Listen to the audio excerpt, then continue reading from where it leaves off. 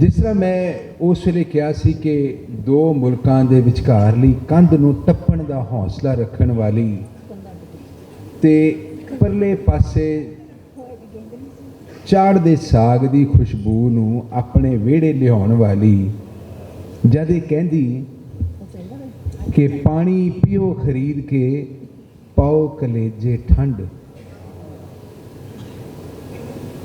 पानी मुल विकदा हुण, पानी पियो खरीद के ते पाओ कलेजे ठंड। लहू विकदा मुफ्तो मुफ्त, ओए लाल रंग दी वंड। ते आया जमाना ज्यों जिथे जिउंदे बंदे दा कोई मोल नहीं। आया जमाना जिथे जिउंदे बंदे दा कोई मोल नहीं। साडा दुख तू फोल नहीं ते दुनिया दे कोल गोल नहीं।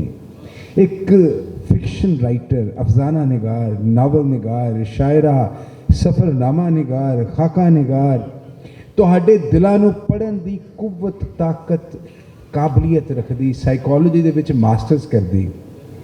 मशहूर सहाफ़ी लिखारी ते कलमसाज जनाब अहमद बशीर साहब ते महबूदा बशीर साहब दी वड्डी बेटी। फिर वड्डी बेटी दे बण अपनियां भैणां नूं मां बण पालदी, दुनिया नूं शिंगारदी। 10 किताबां तो ज़्यादा लिखदी।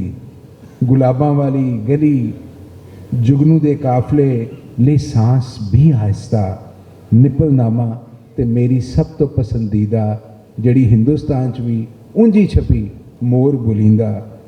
इंसानी हकूकां दी लंबड़दार पहरेदार। हिंदुस्तान दे विच रक्षंदा जलील वर्गियां जड़ियां इहदे नोट्स नूं कॉपी करदियां। इंग्लैंड दे विच ऊषा वर्मा इनू ट्रांसलेट कर दिया।